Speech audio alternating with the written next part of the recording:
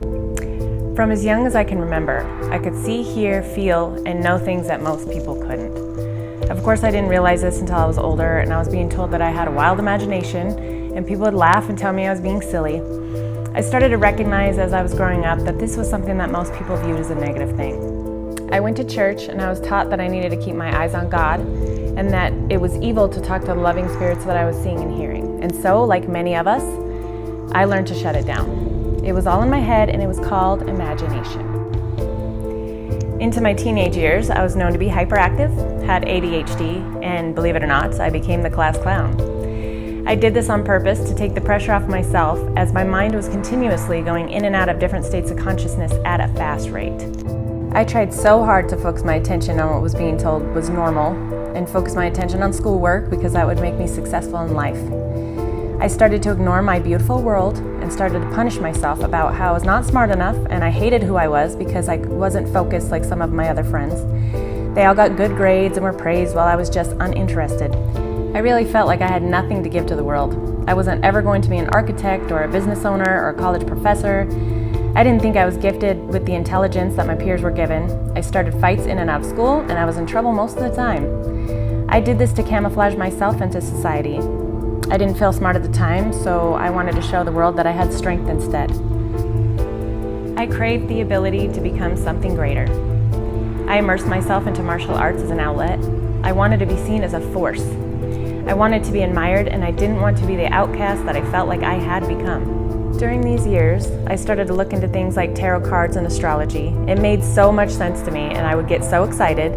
But because I wanted to be a spiritual being, I would often do things like burn the cards later because I played into the fear that it was wrong or evil. Then I would get a new book on spirituality or find myself having conversations with my brother who had passed away when I was 16 years old. I'd drive to the mountains by myself and have these amazingly intellectual and accurate discussions with him and others that I knew had crossed over. Once again, I would grow scared and my feelings would be one of fear and dishonor. So I'd shut it down and vow to become a better person.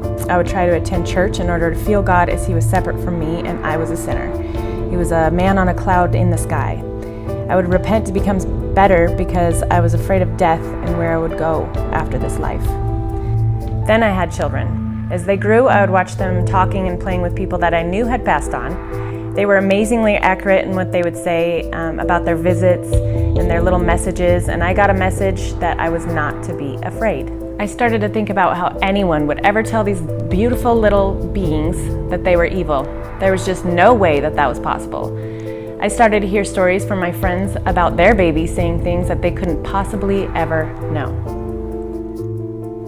After I had my youngest child, he was diagnosed with a terrible disease that would certainly shorten his lifespan.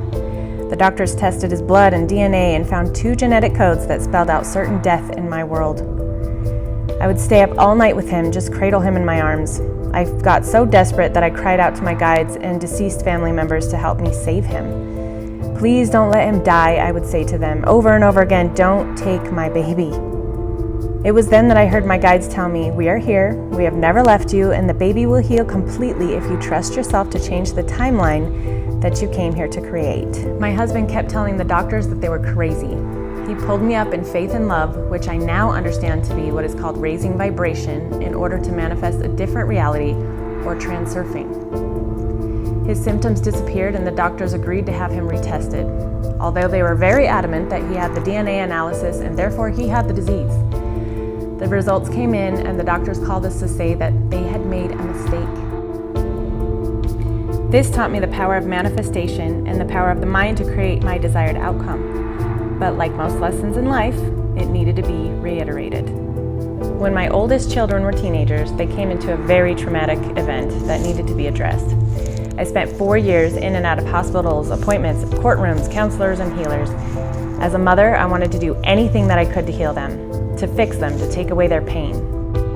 Until I called out to my guides once again and heard the same response. They will heal completely if you let go and trust that their souls know what is needed to help them heal.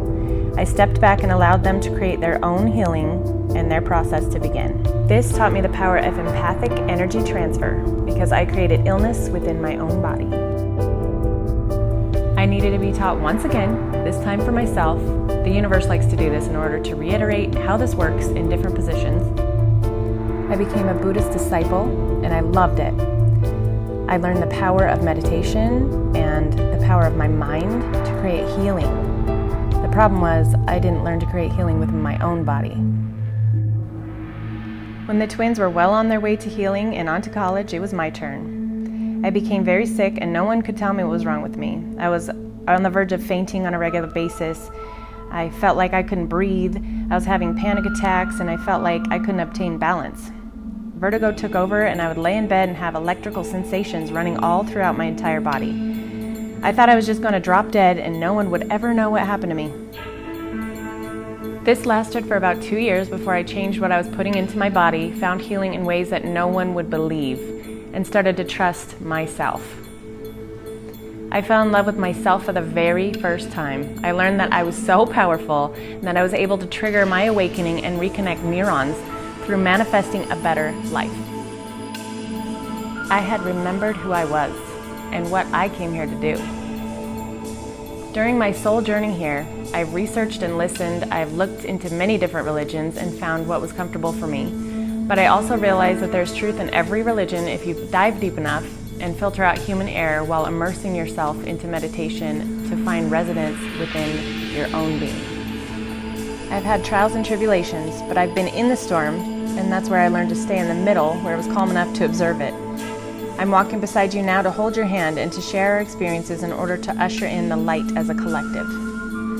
My purpose in this life is to teach as many people as possible about the power within themselves. My goal is to help others awaken to their true potential and remember who they are, and that their soul chose to come here at this exact time. I want you to know that you actually agreed to this and wanted to be here in order to know yourself.